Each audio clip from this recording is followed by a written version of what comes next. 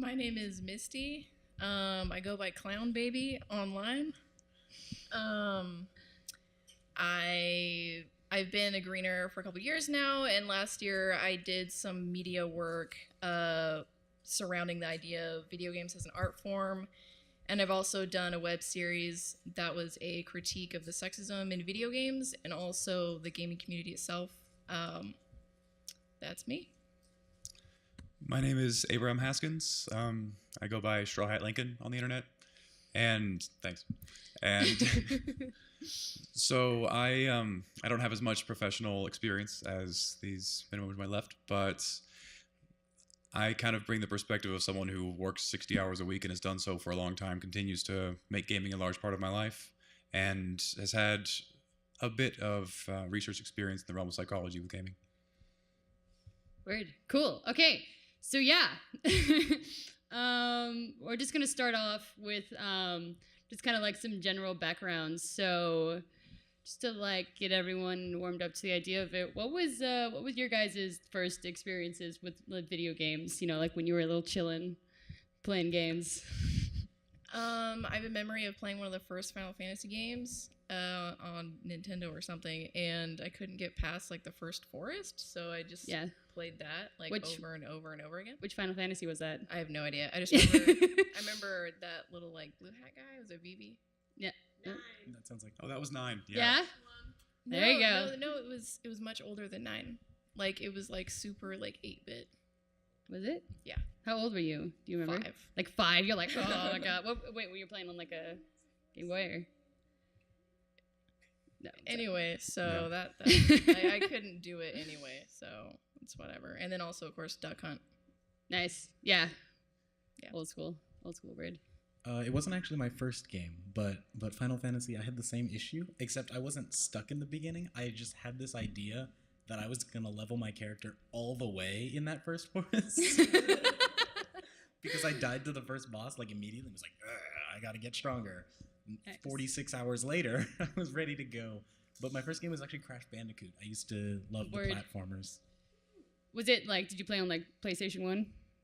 Yeah, PlayStation 1. Yeah. My brother and I used to trade off whenever one person died. So we got really good at not dying, but not so good at finishing the game. Word, yeah. I always found when I was a kid, games were, even today, a very social experience for me.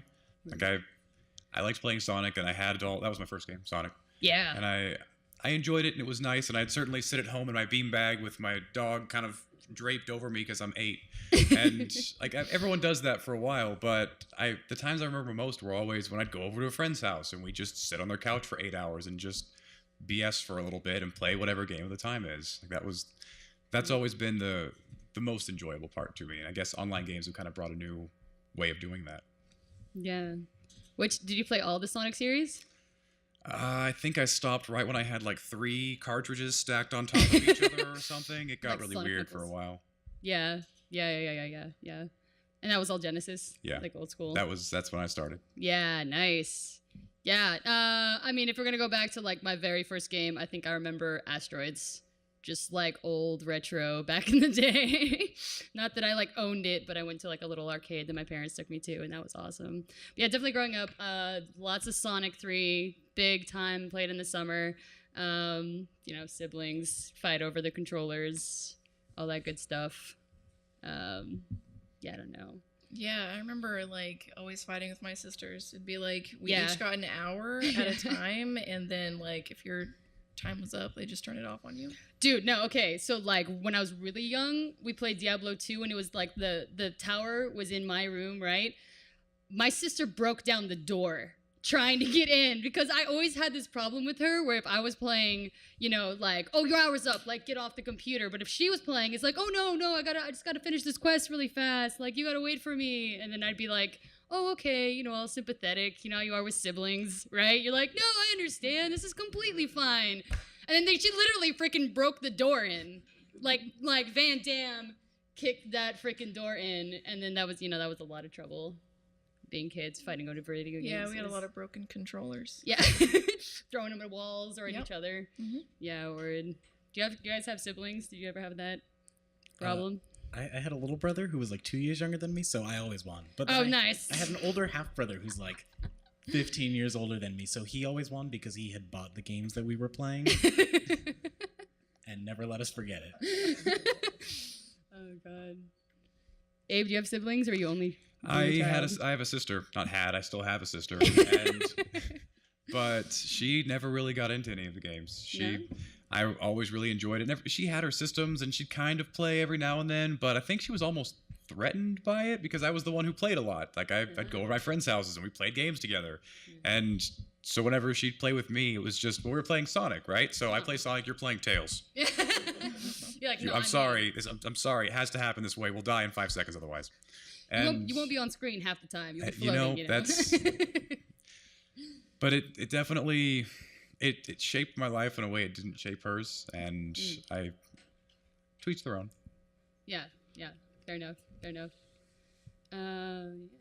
So a lot of people maybe might not read into this as much, but how did you come up with your names? Because Clown Baby is like a really specific name to go by. And I feel like people have their names for some sort of reason. It's generally not, I mean, it might be a random reason, but I'm just curious how that came to be. Clown Baby is a name from an episode of It's Always Sunny in Philadelphia. I mean, that's it. That's Yeah, by the way, audience, feel free to like yell and hackle and just say all kinds of crazy stuff at us. Like, this is as much interactive as you want it to be. Yeah. Feel free, because this is like an hour and a half. We're here to kill time and have fun.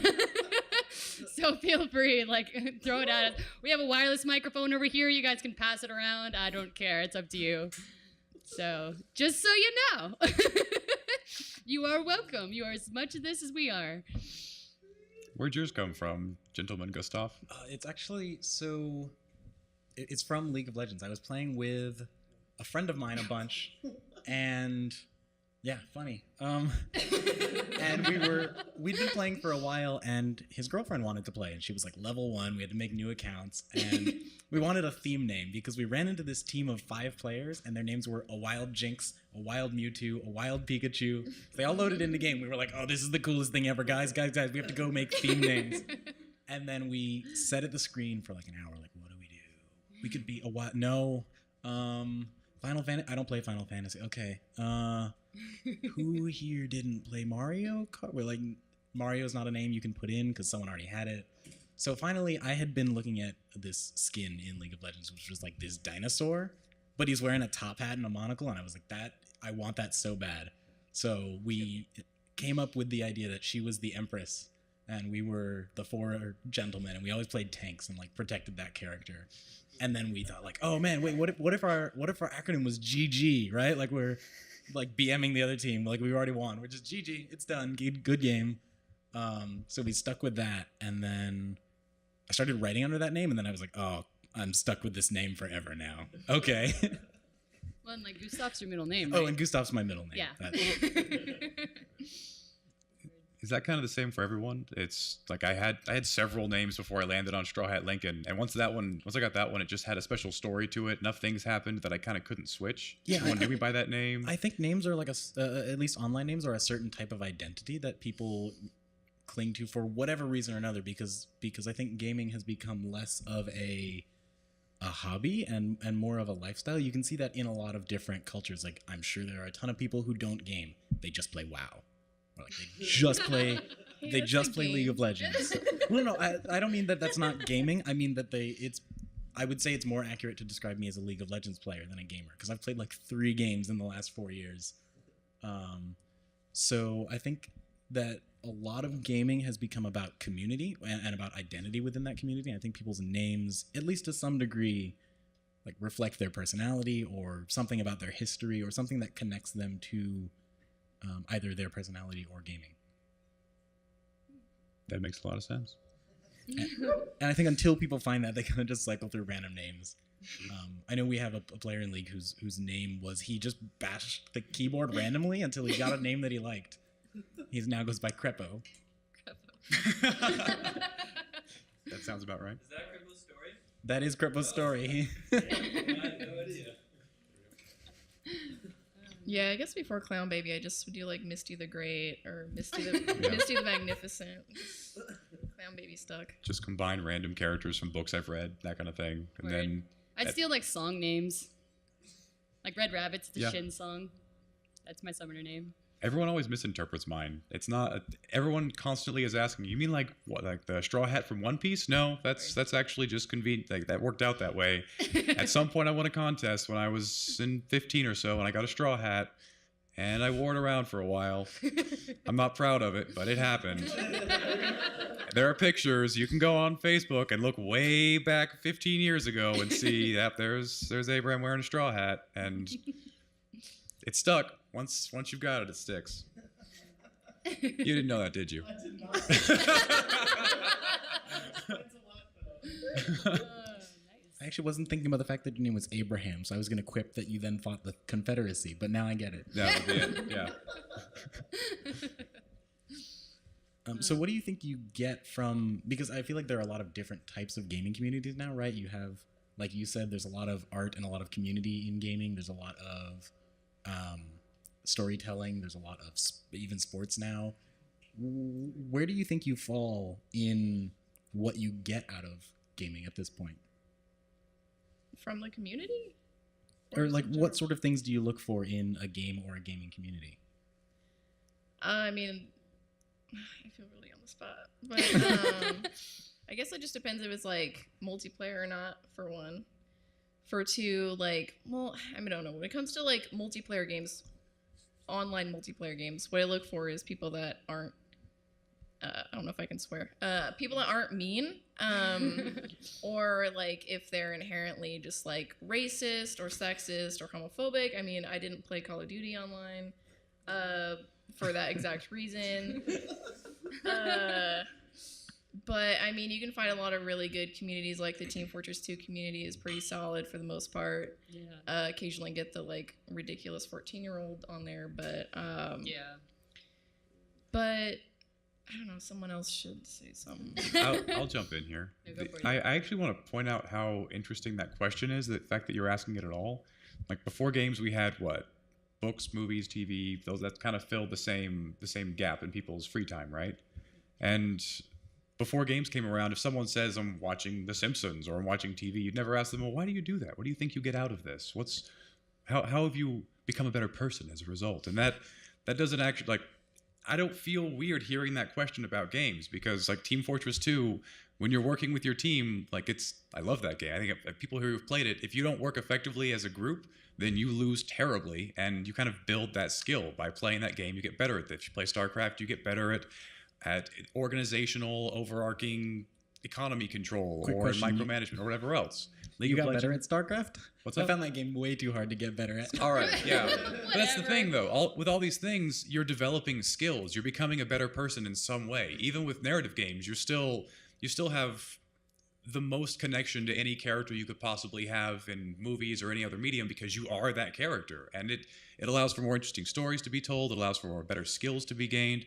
It's a medium that is still being explored, but it's one that already is kind of, in my mind, leaps and bounds ahead of everything else we've been able to produce as far as its impact on culture. I'm actually glad you brought that up. That's sort of what I was getting at. Like there are certain things that you get out of movies and books, which are obviously a form of art in some way, but there is a distinct lack of direct involvement, right? Even if you're doing a choose your own adventure book, you're not really part of that book in any meaningful way. I'm sure everyone, when they do a choose your own adventure book, like bookmarks every page with their fingers and then just reads all the endings anyway. No. So you don't really have an impact. No, just me. Okay. Yeah, just you. All right. I do that too. Daniel. But you don't have like a meaningful impact, right? It's not like you do a choose your own adventure book and you pick A, B, C, D, and then the end of the book changes and they're like, let's deliver you a new ending now. That never happens. Whereas it does feel like you're directly involved, especially in multiplayer games, in creating what happens. And I think that sort of agency lends itself to more direct involvement. Yeah, and that's what sets like video games apart from like any other media is like that interactive part of like being in the story. Even in like a linear story where you can't control the ending of a game, like you still identify with that character to a certain degree. Mhm. And I think that that adds like so many different layers to like how you become involved in a story. Yeah. Actually, I have a question for you guys about characters. So what kind of, like, if you're playing like an RPG, are you more interested in like JRPGs where they already have like a fully developed story and you're kind of given a character, as opposed to like Western RPGs where you're more creating your own character and have like more of an open universe, but like you get to write your character's story a lot more? Like, if you could compare like Skyrim and Persona, like, what do you guys think of that? I think they're different experiences, and I'd even have a hard time putting them in the same box, to be honest. Like, one of them is, it's like I'm watching a movie, and occasionally in between parts of the movie, I have tasks to complete in order to continue watching the movie. And it feels bad to say that, but at the very least, they have the advantage of making you very much identify with that one character, and so they tell a certain kind of story. Whereas the other side is a lot more creative, a lot more freeform. I've always liked the idea of learning how the rules work within the world and exploring those concepts and getting better at how to take advantage of, like, I can't cast magic with my right hand, but I can cast it with my left hand, so let's use a sword or whatever else, right? Yeah. So, I mean, they're different experiences, and Well, yeah.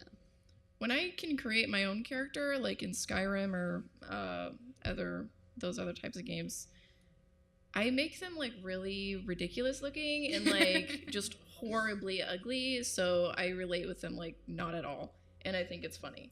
But I guess I'm a little different in that. But when there's like a set character, I get way more attached to set made characters than I do one, because I don't ever model it after myself. Like, who wants to do that? A lot of people. Not me apparently. I don't know. What do you think, Julia? God, I have to think about that. I really like building my own characters. I mean, definitely, not gonna lie, first got Guild Wars 2 because the character creation in that was just ridiculously awesome. It's really freaking pretty, and the world itself is amazing. And I'm just more like into the exploration aspects. Like, I like that about Western RPGs. Like, having grown up on Diablo 2 and always loving to try and like fill out the map and run around everywhere and go through every cave, like, that was just something that kind of like got niched in my being from a very young age. But I mean, I really see the value in JRPGs. Like, I think that it's great that they can make more of a story and something more compelling with you and your interactions with other characters who aren't just like NPCs. Yeah, I think that's what it comes down to, because when you have like full control of your character, like in Skyrim, there's like, I feel like you have less impact on the story. Yeah. I mean, because even though you can create your own character, like, the story is still linear. Yeah. And I mean, with Mass Effect, like, yeah, you can make the character like however you want, but when it comes down to it, the end is like 3 different colors of the same exact ending. There's not like you. that's unfair. No, That was no, just- it's not. That was just bad on their part. The story itself still had a lot of Well, I meat mean, to it. what it comes down to is like, you're either a jerk or you're a nice person, and That's fair. With the 3 different colors, actually, I'm red, green, colorblind, so I just got one ending no matter what. Nice. For me, I actually had a similar experience of like wanting to create characters that were, I would say I wanted the option to create characters that were like me, but I never actually did that. I think that was what bothered me about early like role-playing games, or early, I think I first noticed this with Street Fighter, right? Like, I used to play Street Fighter with a friend of mine, well, 2 friends of mine, one Asian guy and one white guy. And the Asian guy was like, I want to be this kung fu dude. And I was like, cool, I love kung fu. And then the other guy was like, I'm like this magic guy. And I was like, that's awesome. And then I like look around and I'm like, where's the black character? And the only one in Street Fighter is like Balrog, who's like this big demon dude. And I was like, I don't know. That looks like Mike Tyson. Like, is this the character I'm supposed to empathize with? It was really weird. I like kept looking from game to game and was like, I don't. Then DJ came along. Then, yeah, no, it did eventually happen. There was just like a long period of time where I was like, I don't really. So I remember the first time I could create my own character, I was like, gonna make me. Yeah, that doesn't really look like me, but it's close enough. But then, like, once that itch was scratched, I like realized, again, if the game is linear, I don't feel like playing me is fun, because what I would do is never relevant. And so then I feel like I'm playing me, but I'm playing like weird robot me that can't do anything but just do the same thing that not me would have done. yeah. So I think as like games continue to develop, we can start putting like ourselves more into these games and like giving more Yeah. storytelling like options and be able to relate with those customizable characters a lot more. I At least actually that's the hope. I should do like what a lot of games have been doing now, where you'll have like a cast of characters that have, again, kind of the Street Fighter model, just because I feel like you pick characters for characterization. So I've always I don't like playing humanoid characters. I like playing like the really weird, like Scorpion or whatever, or like a dinosaur. Yeah, because like in my regular life, I don't get to be a dinosaur ever. There's never a time when someone's like, "Do you want to be a dinosaur for an hour?" And I'm like, "Yes, I would love that." But there are tons of times when someone's like, "Do you want to, I don't know, be like a dude for a while?" I'm like, "No, yeah, I do that all the To time." be a dude. That's a thing that's normal for me. Or like even more mundane things. Like if you play a basketball game, I could be like, I could go outside and play basketball, but I never get to be a dinosaur. So Is that's it a game like a dinosaur playing basketball? Maybe in Japan. yeah. You, There. sports ball. You can play this bird, and you play Quidditch while you're riding on this bird with lances, and you knock the balls into the nets, and one of the birds is a dinosaur. So There you go.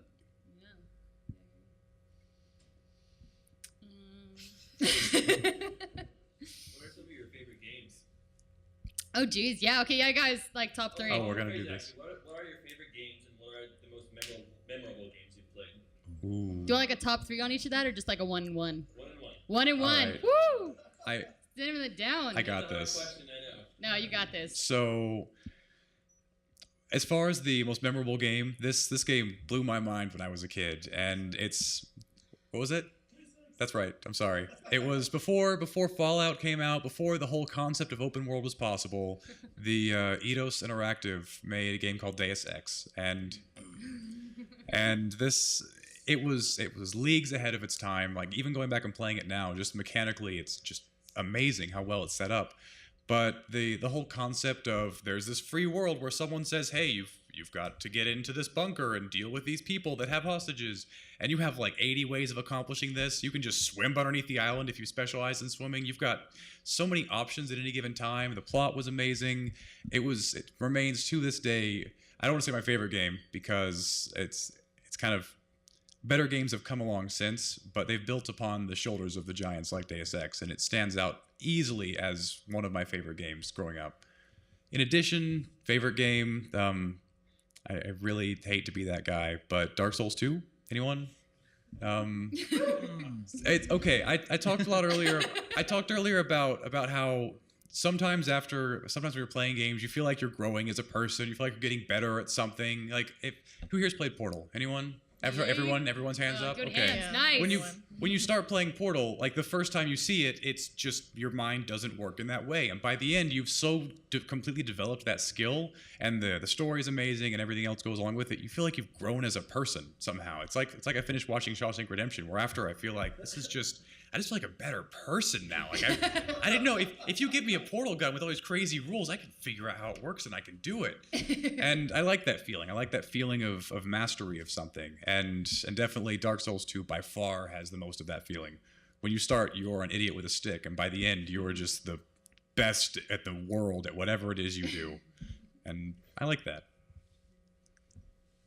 I don't want to go next. You don't want to go? Okay, yeah, go, Mattias. I can't think of something.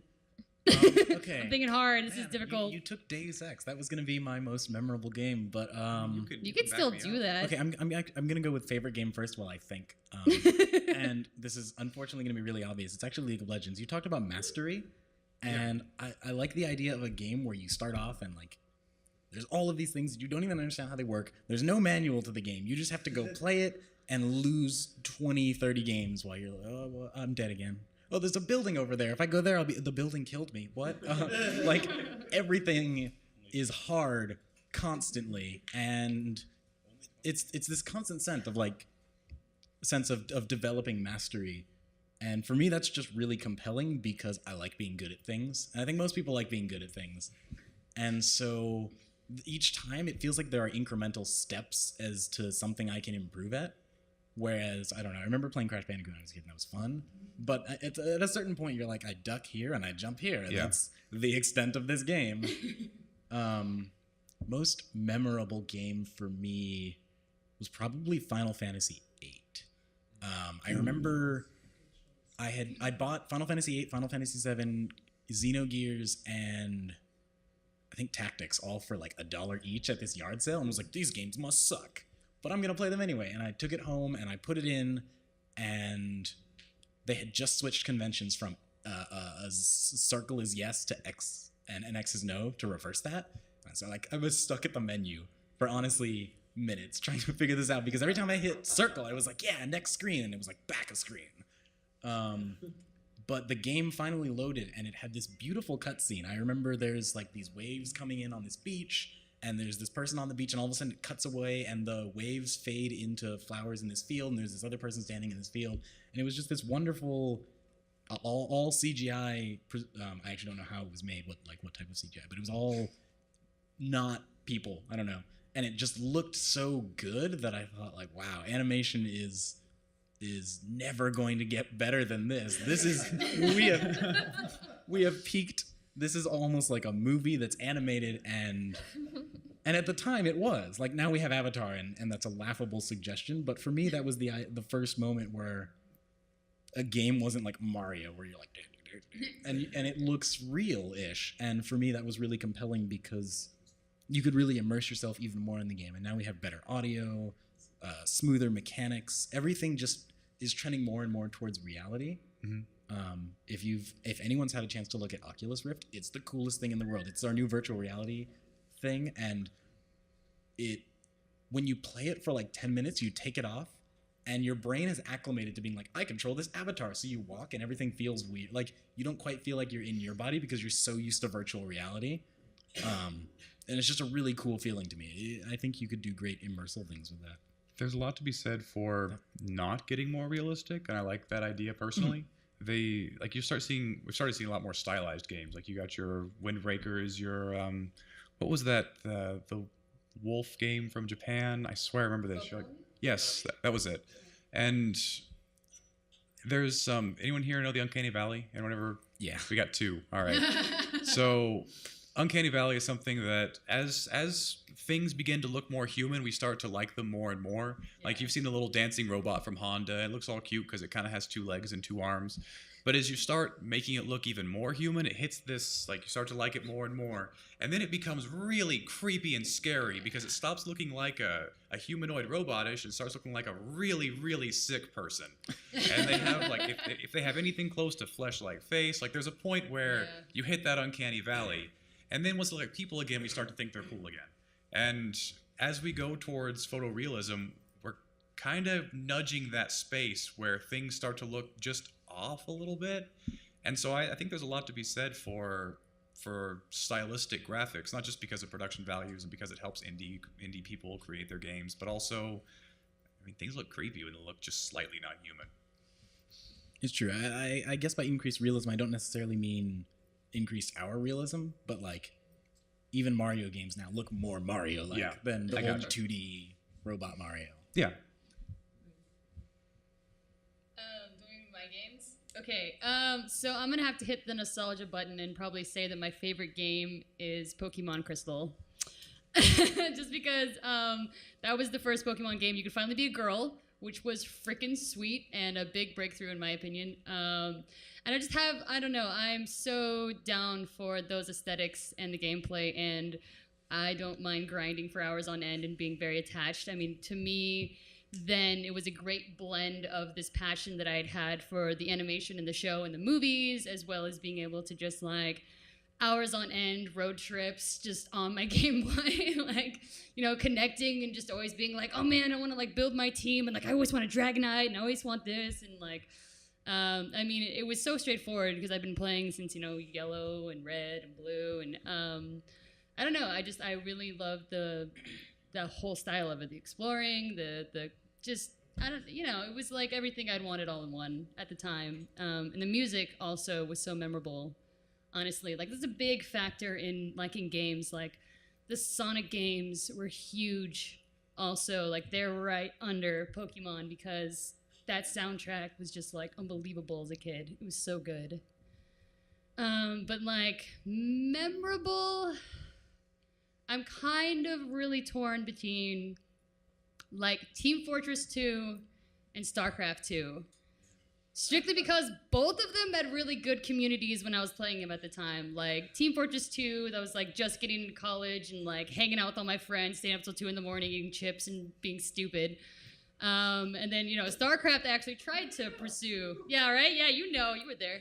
It was you guys. And then StarCraft was great because that was, when I started getting into like the casting community and looking at esports and more professional games. That was good times. Yeah. That's pretty much it. All right, so I'm gonna cheat and say my favorite game is 2 games, and that's Half-Life 1 and 2. Good choice. And they're my favorite. my Half-Life 2 especially is my favorite game because I could actually run it on my computer. Because I couldn't like run anything else, and the way that the source engine was designed was that it looked fairly realistic, but still being runnable by people who were super poor. And anyway, so I'm super into sci-fi, and I can't really pinpoint why I like Half-Life so much, other than the atmosphere and the environment. I mean, everything from like the little sound effects that made their way into like TF2 and Portal. I'm just like, they bring me back right to those days of playing Half-Life 1 and 2. I also liked having a character you couldn't see at all, and he didn't say anything, and I liked that for some reason. Let's see, I don't want to keep cheating, but probably the most memorable game I've played has been The Last of Us. And I think that's because The Last of Us, in my mind, marks like a whole new era of gaming, because the characters are incredibly detailed. The environments are beautiful, and you have these. I don't want to like spoil anything, but Please don't. You messing with us? have you not played that? Not all the way through. Oh. Well, let's just say that there's some morally ambiguous characters, which I'm sure you've caught on to. And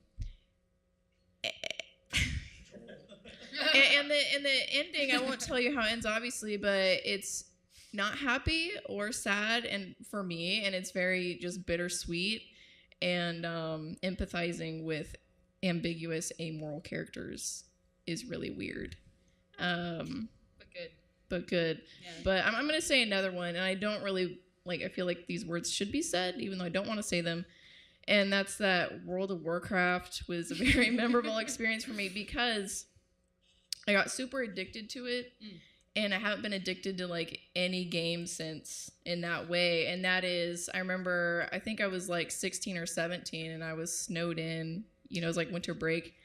I played World of Warcraft for 15 hours straight every day for 2 weeks. Nice. Because our power never went out. And then I would sleep, and I'd get up, and I'd play it for, for the rest of my life. No, I'm just kidding. So it was memorable because it sucked me in so hardcore. And I don't think I've ever been sucked in. Well, I mean, I got into Lord of the Rings online for a while, but we won't talk about that. Come on, you can talk about that. No. Yeah. Yeah, one thing we do need is World of Warcraft's Anonymous. Just a little bit. Yeah. Yeah, it's pretty, I don't know why Get it's a circle embarrassing. going up here. People want to join us. What was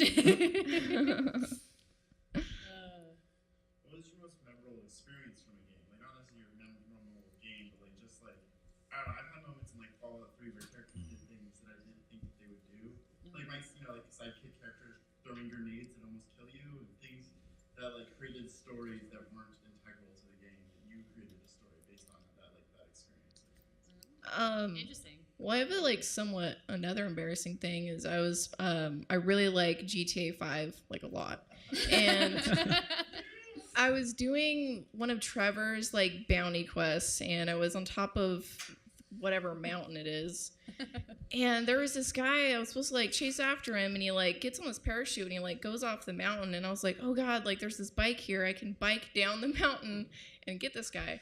And I was sitting there for 3 hours trying to bike down this mountain because I kept dying. And I finally made it all the way down. And I was playing on PS4, and you can play back the videos if you save them. So I played it back and I was like showing it off to someone, like, look, I biked all the way down this mountain. I didn't die at all. And I caught the guy at the end. And they're like, it's a parachute at the top of there, right? You could have just parachuted all the way down. And so it's memorable because it's funny, but also because like GTA 5 gives you like a ton of different ways that you can like complete quests. And it's a hilarious game anyway. So There's a weird thing that happens with memory in games that I learned about recently that I just can't stop trying to figure out why this is the case. But all right, so has everyone here played at least one game they can pull from a memory? All right, so there's anyone that doesn't have that? Okay, so think back to the one you just most recently played. All right, Okay. your memory's not going to work the same as it would if you'd watched a movie, and it's something that hadn't been, and until it had been pointed out to me, it hadn't really made any sense. But if like the last thing I watched really was it Mystery Team last night with Patrick over there? And I could describe the plot of that movie fairly solidly. I mean, despite being fairly drunk while I was watching it, I can still walk you through like scene by scene what happened, and there's no blank spaces in my memory. Like I remember it like I do any other movie you guys have seen. But think back to a game you've just played. So I just finished playing. Well, I actually warm up League of Legends with Patrick because I'm one of the people playing in the tournament.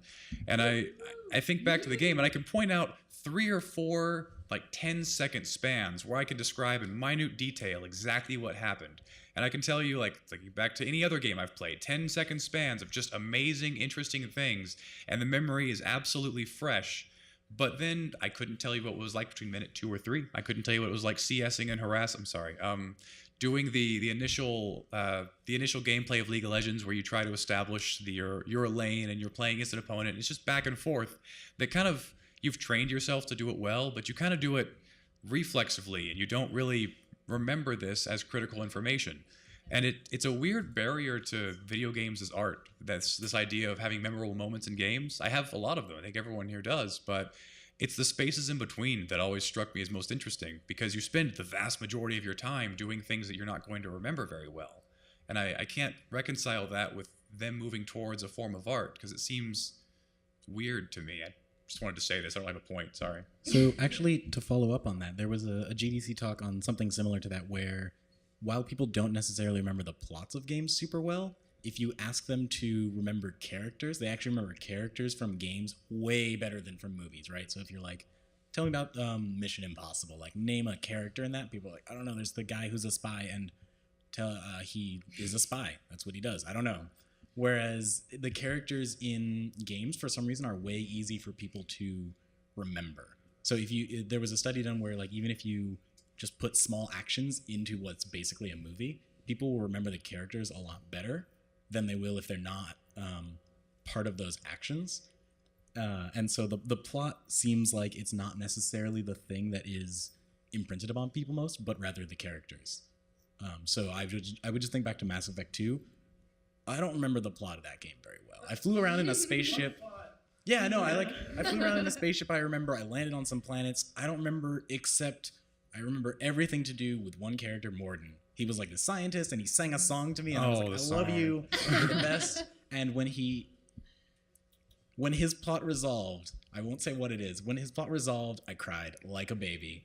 And when my friend played through the game, and Morden died in like one of their playthroughs, I was like, no, go back. He has to be alive for game 3, or you will miss out on like the most awesome moment in gaming ever. So I feel like it's these concentrated points of plot that involve heavy character involvement rather than the overarching story that I think draws people into games. But like, what about games like Uncharted, where like at least the last 2 Uncharted, like 2 and 3, where they almost play out like a movie? So it's like you're literally playing out a movie. Because I can remember like almost every single chapter of Uncharted, like easily, like it was a movie.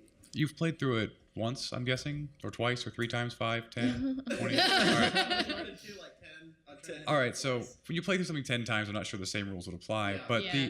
But thinking about, say, Uncharted 1, played through that once. Yeah. Okay. So whether or not you remember the plot too well, try to pick out like just a random point that you remember from that game, and then a random point that happened after that. Like you were on a ship, and then later on you remember being in some ruins.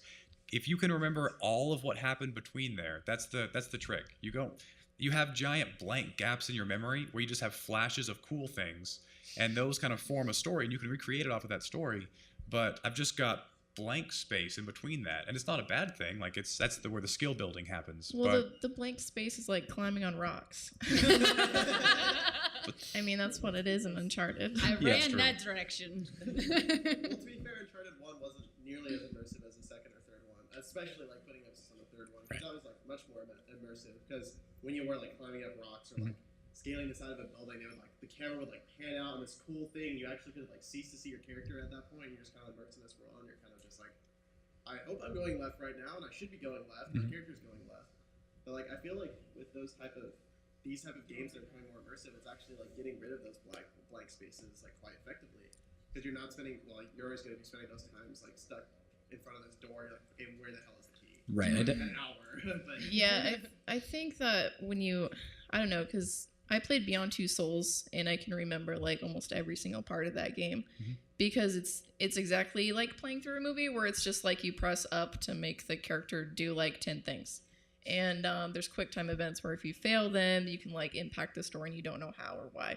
But I think it just depends on the style of the game and how concentrated the story is and how fleshed out it is. Honestly. I think what's happening is like games are becoming, a lot of games, not all games obviously, are becoming movies with quick time events embedded in them. I feel that way about every Final Fantasy game ever, where it's basically like a movie that you have to press A so the movie keeps going. Is basically it. Like you have this battle and you're like, I don't remember what happened in the battle. I hit fight again and again and the thing died, and then I got this beautiful cutscene. So I think it's the game elements of games that people don't necessarily remember as plot.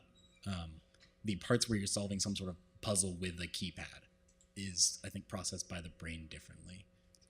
So then, But also, video games are just like, they're like 10 times longer than a movie. Yeah. Yeah. That's Very also true. yeah, that's very true. As far as most memorable moments, I'm gonna also cheat.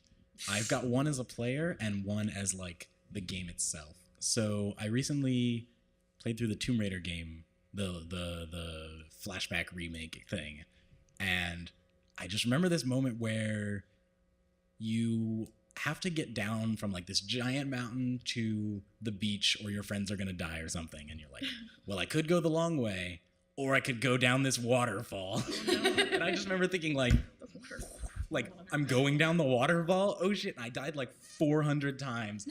But a friend of mine was replaying through this game, and I heard a specific thing. Lara Croft was like, "I have to get to them now," and I was like, "Harrison, are you playing that game? Oh, let me watch this scene. Don't hit the trees! Don't hit the trees!" And I just felt really engaged, and even though I was just sitting there watching my friend like press left and right again and again. As a player, for me though, the thing that got me most was I played this horror game called SCP Containment Breach, if anyone's heard of it. It's possibly the scariest game ever made. You're in a dark room, or a series of dark rooms. Your only possible actions are walk, use item, read piece of paper that you're holding, and blink. And the main monster of the game only moves when you're not looking at it, but it moves really quickly. So kind of like a weeping angel, I guess. And you have to elude it through this facility, and it's dark, and there's great ambient sound. And there's a whole variety of different monsters who are in the game. It's true, there are other They're like monsters. walking into rooms and they're like creeping up at you. But you have to read these pieces of paper that cover your whole screen to know what the other monsters do. So you're like walking away from this thing, looking at it, and then you're like, what does it do? And it's the worst part about this game is every 6 seconds you blink. And so it plays with how much you can control your vision and control what you're doing, because there's no nervous actions. Like when you play Halo and you're like running through a map, you don't walk through the map, right? You like jump everywhere. And, like, you just gotta press buttons, because otherwise it's really boring. And in this game, all you can do is walk and blink. So you're just like, oh my god, I'm gonna die. This is horrible. And I remember there's this other monster that only kills you if you do look at it. And this game had so ingrained in me this thing of like, look at things. And I saw it and I was like, that thing's really scary, and I'm just gonna keep looking at it. And then it like slowly started coming to kill me, and I was like at my computer and freaked out and like fell out of my chair and was crying, and I was like, I'm not streaming anymore, guys, I'm done. No, that was all streamed. I was there for like, that. straight up was crying with like 50 people watching me, and it was so embarrassing. But I remember it to this day. friends of mine are like, "Oh, do you know any good horror games?" And I'm like, "Yes, but you must let me watch you cry."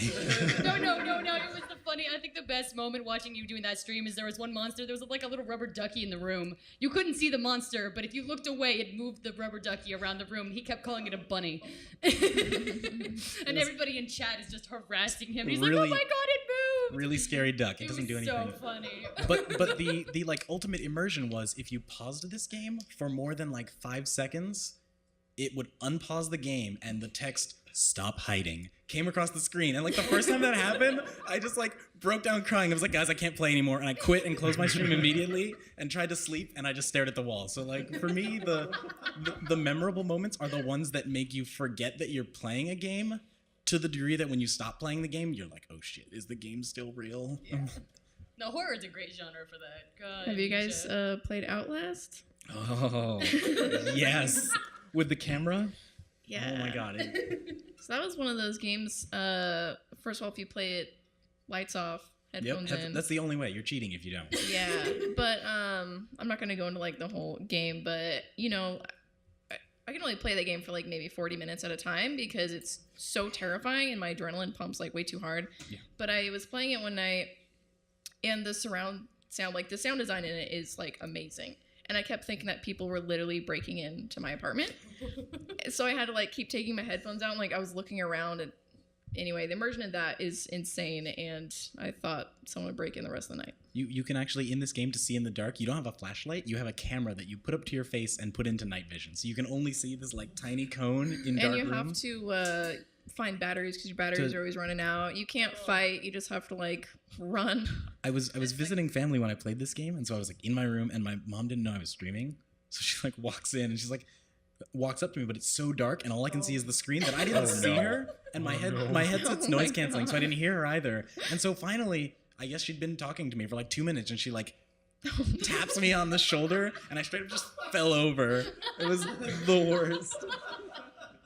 But I do like that they change your behavior. Like I can't not close doors when it's dark because of SCP contain. I like close doors behind me because just in case. I don't know. Have you guys played The Forest yet?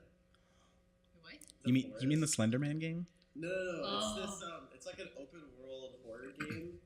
It's Yeah, really haven't fun. played Like, it the first it's like really scary the first like 3 times you die, or like first like 5 or 6 times you die. Pretty much just like crash land on this island, and there's native cannibal things that are stalking you, Oh, fun. and like hardcore stalking you, and you're like supposed to like build your own like you're just trying to survive on this island for as long as possible without getting murdered by these cannibals. And so they like do these hunting packs and stuff. But like the first time I got it, I saw a Steam recommendation. It seems like, oh, this looks pretty funny. Like it probably scared the crap out of me. So maybe my friends like sitting down and like playing it. Oh my god, I've never like literally jumped away from my computer and all 3 of my friends scream at the same time.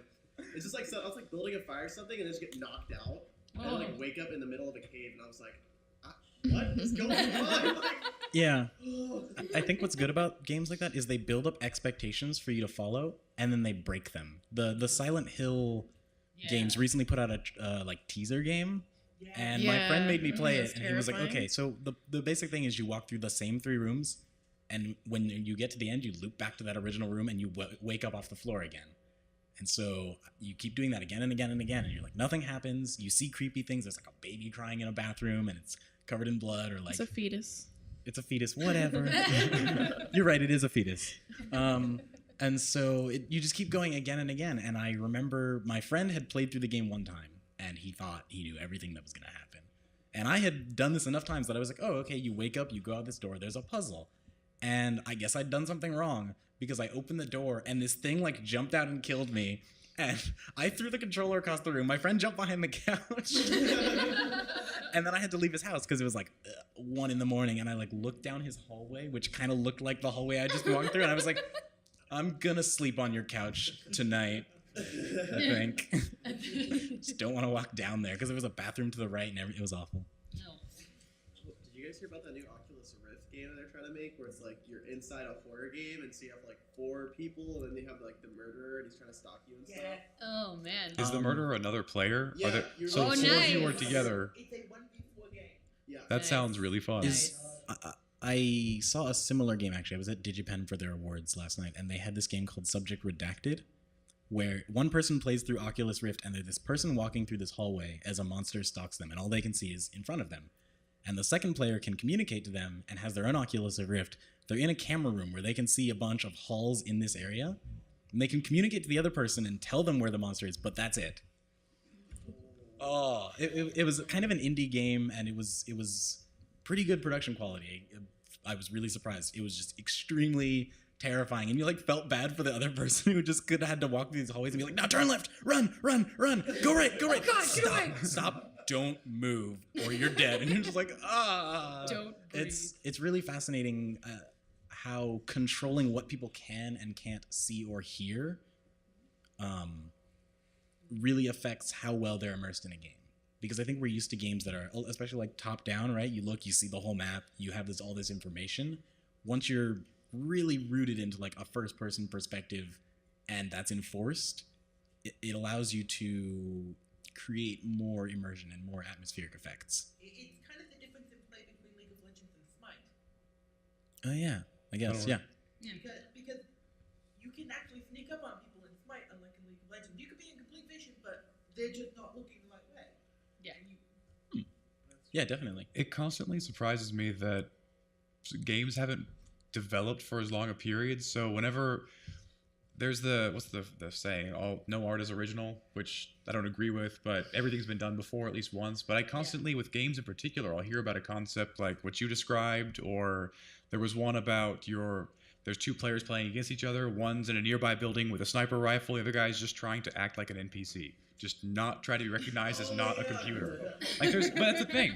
And I keep hearing just constantly about about various concepts that are amazing, and the whole space of what it's possible to do hasn't been explored. And I love that idea. There's a depth that we haven't even begun to plumb yet, and hearing all the new ideas just helps validate how interesting it's going to be in the years to come. There's a recent horror game, I don't know if it's out yet, but where you everything is done by sound. The monster can only see or can only hear you. You can only hear the monster. And if you have one of the controllers like the Wii U that has a microphone, any noises you make, it can hear. Oh, that's cool. I like that.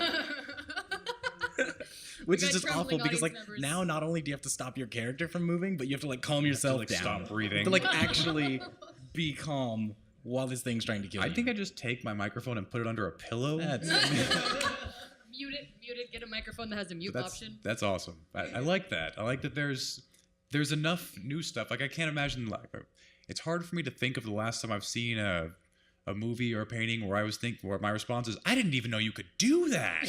Like it's happened. Everyone's had that moment, but it's rare. In games, it's like every other week I hear about something where that's just amazing. I didn't even know that was possible to do. It's such a new field. I like it. I heard an interesting concept about like people trying to create games where different people are playing totally different types of games all in the same universe. So like someone could be playing like a first-person shooter while someone else is playing like an RTS. But what they're doing is all producing things that interact with each other. Like that would be freaking sweet if we got a game that was really. There's one that's free online. I can't remember what it's called. It's Is it good then? It's actually pretty good. It's you have a team, you have 6 people on a team, and 5 of them start, and you're playing a first-person shooter. Yeah. The 5 of you have your weapons, you're doing first-person shooter things, and the 6th person is playing an RTS, and he sees you as his elite units, and he can give you suggestions. Like he treats you like any other unit, where he can select you guys and put a little point on the map, and what they see is a light from the heavens come down, say, if you go here, then there's probably good things that will happen to you. And there's this weird trust back and forth between them where they'll go and try to collect points that give them more gold so that they can go back to their command hub and get new weapons, and the other team's doing the exact same thing on their side. And sometimes you have voice communication, sometimes you don't. Either way, there's this it's a really cool dynamic. It kind of breaks apart because you rely a lot on that one guy, and if he's bad, you've just wasted an hour of your life because he had to go feed his dog or something, whatever people do. But does anyone remember anyone know what I'm talking about, what that's called? I've heard of that. Natural Selection 2 does the same thing. yeah, I know about that one, but that one's not free. That might be it. I don't know. Sci-fi game. If you really want to know, I'll look it up on the computer back there if anyone's curious, and I'll tell you guys, but whatever. Give me some data. We got a computer right there. doesn't Eve do that, or like started to try and do that? Eve Online. Eve Sort was of. an interesting beast in itself because everything within it is player generated. Yeah. All the materials, all the entire economy is player generated. So is all the mythology behind it. Eve's one of those games I always love reading the articles about it. It's like I've played it a little bit, but it'll be like, oh, like these clashing corporations in Eve just like actually had real world monetary consequences on the end game actions because of like this game has such an immense and like well thought out in game economy that like these warring factions can actually cause like real world like monetary like consequences like up to like not a lot, it's like a few hundred if not like $1,000-ish of like, oh, like we just blew up all these in-game resources that you spent hundreds of hours to accumulate and use, and we're just and like every now and then just be like these just great articles about like in-game protests against certain updates the company wanted to do where they like all these like characters would like fire on this one like indestructible ship. And all the developers like, wow, these are like hundreds of like thousands of our players like protesting in ways that is detrimental to them. So let's listen. And, like it's one of those like really weird and unique games that has like this great community, weird but interesting mechanics, and like I just keeps drawing me in with articles. I'm like, I should play Eve again. Maybe not. It's like the coolest soap opera you're not watching. That's what I like. A friend of mine was actually behind something in EVE Online where there was this guy that he had just spent so much money that he'd built this super awesome ship, and all he did was roam around and kill people, blow up their ships that cost like hundreds of dollars to build, scavenge everything, and fly away. And he was infamous in the community for just blowing everyone up all the time. Everyone hated him. He like had no honor, trapped everyone everywhere, and so they intentionally set out a bunch of ships that were like relatively defenseless and lured him into a trap where like hundreds of people had gathered their ships. And then all turned on him, and this actually, like, the overall damage that was cost was like tens of thousands of dollars down the drain just to kill this one guy who had been messing with everyone for so long. But like of real money that people had, it would be like if people had actually built real, I don't know, sailing ships and just rammed them into each other until they sank. Like that's not a thing that we see, but with these e-economies, it kind of is. There are economists that specialize in online economies or in fictional economies, rather. Yeah, and there are whole books on how Eve works, and it's really interesting. They've created something unique. I like it.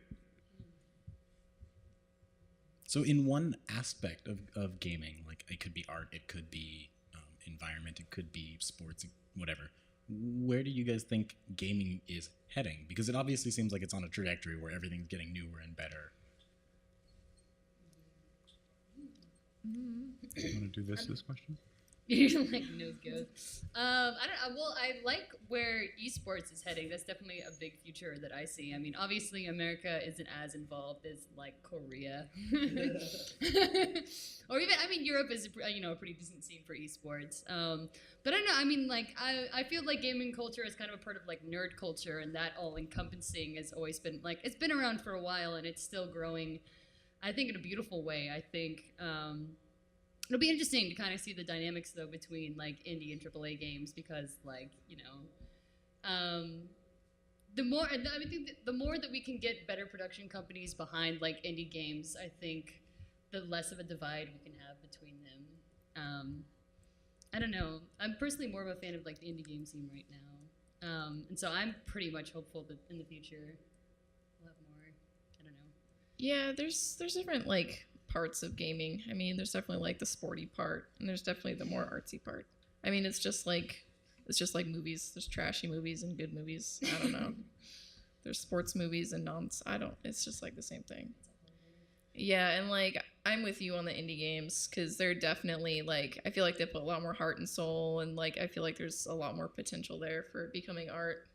Well, and I feel like they're trying to like push innovation and new ideas forward more than AAA games. I feel like big title, AAA games are for consumption. I mean, they're for mass consumption and to make a lot of money, and that's what they do. To just kind of like generalize and reach out to as many as possible. And I feel like that's kind of like the equivalent in like the film industry of like shitty Michael Bay films. Like yeah, and then, like it depends on the company you're talking about. Like I think Naughty Dog puts out like stuff that like very much so like is art, but then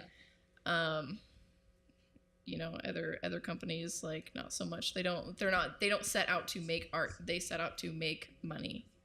I think there's a big distinction there.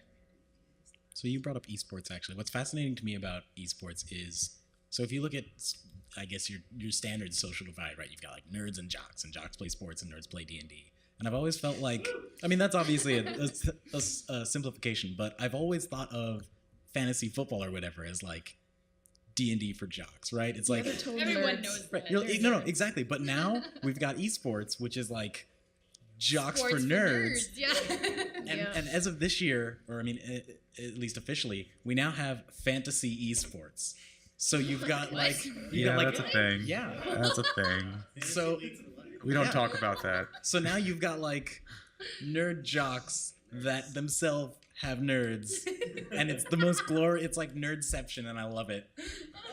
Also, Jesus. I saw an article on it. The League of Legends World Championships had more concurrent viewers than the average viewers of the World Series this year. And the NBA.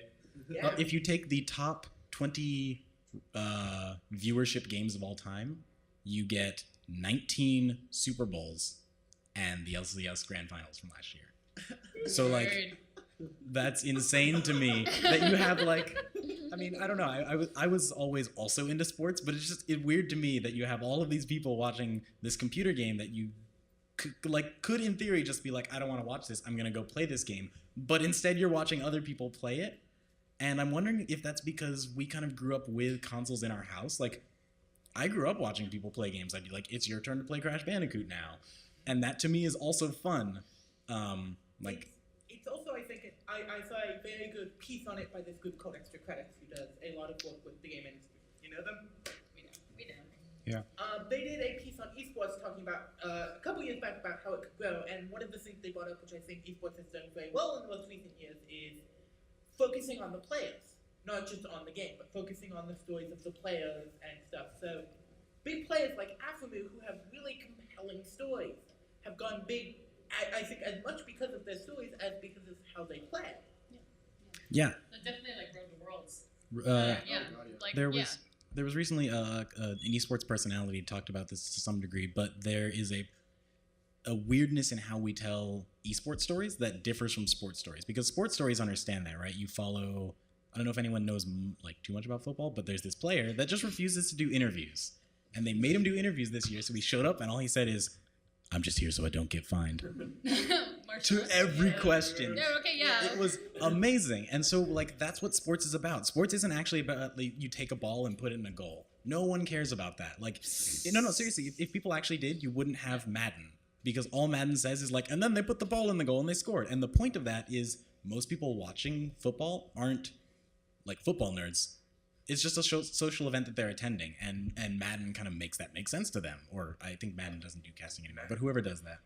I feel like esports is like, I think people watching esports is like the same reason why they watch sporting events, where it's like, you know, like you can play football with your friends, but like unless you're like really into it and really good at it, you're not going to be playing at that level. Yeah. And like I'm okay at League of Legends, but I'm not going to be as good as TSM, CLG, any of the EU teams, any of the Korean teams. Aren't you on TSM? Isn't that?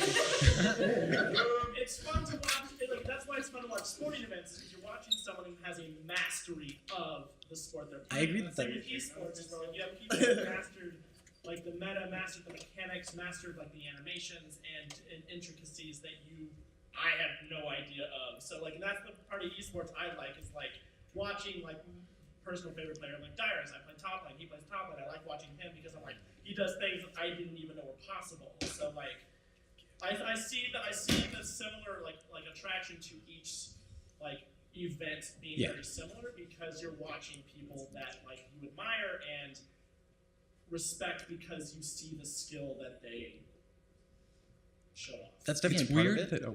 that- But like, I think also like obviously not everyone just roots for the best team. So it's not just about mastery. There's like players you're attached to, storylines you like. And so this esports journalist was basically making the point that you could tell a story that's like, hey, you've got this AD carry, he's really good, he plays this champion, you could talk about the game, but a lot of people are going to read that article and be like, well, not really, I'd watch the game if that's what I wanted. Whereas sports has always been about the story of the players. So he kind of breaks down this player who he named himself Double Lift after this magical card trick. And the trick is basically you put 2 cards instead of 1, and here's your card. It's a showmanship trick that is basically the first trick you learn when you do Magic. It's not about it's less about skill or this intricate thing. It's all about wowing the audience. And this kid moves out from his parents' basement, and they basically kick him out. He lives with his friend, and all of a sudden he finds himself at the World Championships. Now he's like this top player, and at the crux of that all is the style in which he plays is this aggressively mechanical, heavy showmanship style where he's always trash talking other players. And that's the sort of thing where you look at that and like if someone made that a movie, you'd be like, and they called him Double Lift, that's so cheesy. That would never happen. But there's all these great stories about players that have done all these insane gambles, and then all of a sudden they're, from kid that was kicked out of their parents' house to one of the most known names in esports with hundreds of thousands of fans. And I think those human elements are really what actually also draw people to esports. People are like, I want to be Aframu or Double Lift or whatever. It's not even just about the game at that point. It's about having people that you look up to in your community. Sorry. How many of you have seen the free-to-play documentary put on by Dota, by Valve about the first Dota International? Seen half of it. Not at all. What's this? What is this free-to-play documentary? So it's a documentary called Free to Play that Valve put out about the big players in the first TI or international tournament for Dota 2, which was $2 million pot, if I remember correctly. It was the first massive pot for a big tournament, and it followed a bunch of the players that ended up becoming really big names from the tournament and their journeys. And I was classified as the first esports documentary, really. Or one of the first big ones. It strikes me as weird that the people spend so much of their time developing these hyper-specialized skill sets, and it makes more sense to me in something like, I'm not a sports guy, but football or basketball or whatever else, but the skills seem so perishable in the world of esports. Like, I know people who became absolutely amazing at StarCraft 1. I mean, like, were going to tournaments, their names were known, and I know them because now they work like everyone else. Their skill it kind of translates, but they didn't quite make the shift, and now they're just people. Like I don't see that in any other sport, and esports kind of has to deal with that we have to remake ourselves once every 10, 15 years. And I'm sure Riot's fighting against this. You're with Riot, so I feel bad saying this, but there is an element of truth to this, that it can't last forever. And at some point, maybe it's if you guys have your way 100 years down the line, or if you don't have your way 5 years down the line. Double Lift Junior. Something, right? Yeah. If no matter how you look at it, at some point the whole thing gets completely recreated, and everything that I know about what League of Legends is 100 years from now, like these things all have to now be replaced by what I know of whatever the next game is. And it just strikes me as weird that this has somehow become such a large force in our culture, and it has to remake itself. Imagine if every 5 years everyone came together and said, okay, now we're going to play football with a pigeon.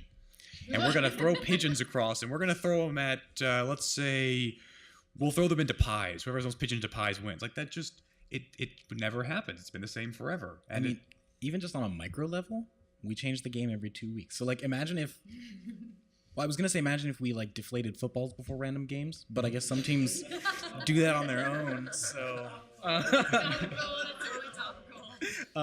But like, imagine if the rules changed. Like, we used a different size basketball. You'd show up to the Lakers and they'd be like, "This is our basketball. It's 3 inches big." And you're like, "What? How do we? This one's bigger than the hoop." They nerfed the basketball last week. Didn't you notice? This week you have to just carry weights around while you play basketball. Like, the game changes every 2 weeks, and New jungle every season. Someone's skill set can be gone in like 6 months. They go from being the top player to not really mattering anymore. So I think that is a problem that definitely needs solving, because you have these people putting all of their skills into something and spending like investing all this time into something that I think is going to pay off. Mm-hmm. And like, imagine if you got your degree in like English, and then people were just like, "We don't speak English anymore. Now we speak Schminglish. It's like English but entirely different." You're like, "Well, I just got my English degree though." And like, "Yeah, no more Shakespeare. We're gonna read Michael Bay movie." That's right. I don't know. Like, well, I want to say something before we. Yeah, Yeah, go ahead. sorry. You know. Well, I want to say something real quick, if that's okay. Please, yeah. Before I get distracted and forget what I was gonna say. So when it comes to like people being like big names in esports and whatever else, like there's this whole like growing like online presence with like Twitch and everything else. So I mean, they don't like entirely disappear. Like they have a following and people are still interested in what they do for whatever reason. I'm not really into that, but I don't know. Yeah, they're almost like celebrities instead of sports players in a lot of ways, which is Yeah. true of, I guess, regular sports players too. Yeah, I mean, there's a ton of like gaming celebs and they make a lot of money to just sit there and dick around. And sorry, I didn't mean to say that, but that was it. I was just gonna say the average NFL career is 3 seasons. It's 3 years, and so I think you guys are making like it's a totally valid comp, and like the average NFL career is only 3 seasons, and again, people go to college on a sports scholarship, which is something that doesn't exist for league either. I mean, league it has to be totally like a hobby. No one's gonna like pay you to go to college to play league yet. Hopefully, Yeah. No, that was a scam. Yeah. Okay, Yeah. well, yeah. it was an attempt. And so I was just gonna say that I think it's a totally valid comp to make, and like they run into a lot of the same problems where like in the NFL, what usually breaks down is your actual physical body instead of your mechanical skills, or you know Rito makes a terrible patch, but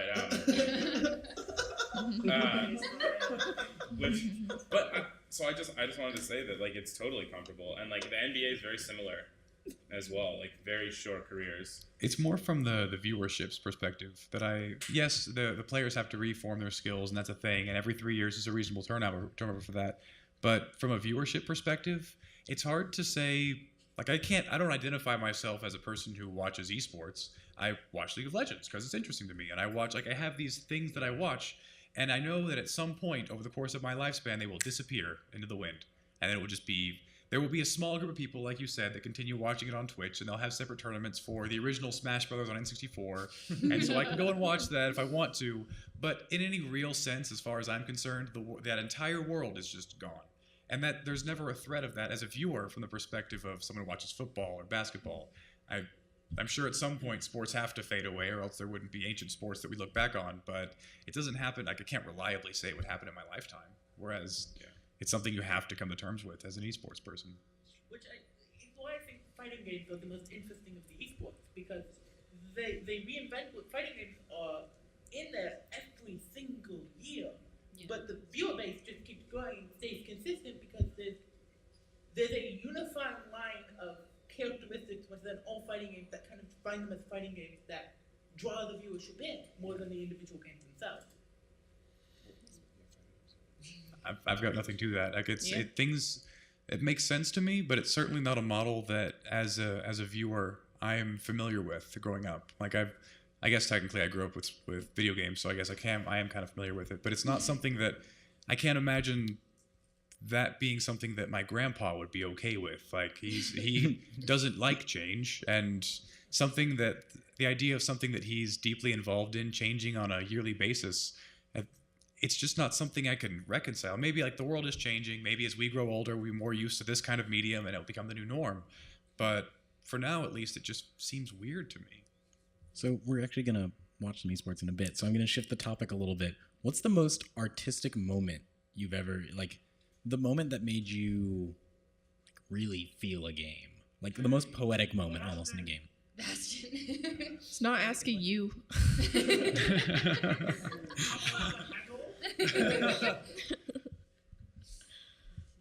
I want like 2 to 5 minutes to prepare for that, and that's not something No, we got like 5 minutes, guys. We gotta wrap this up. I know.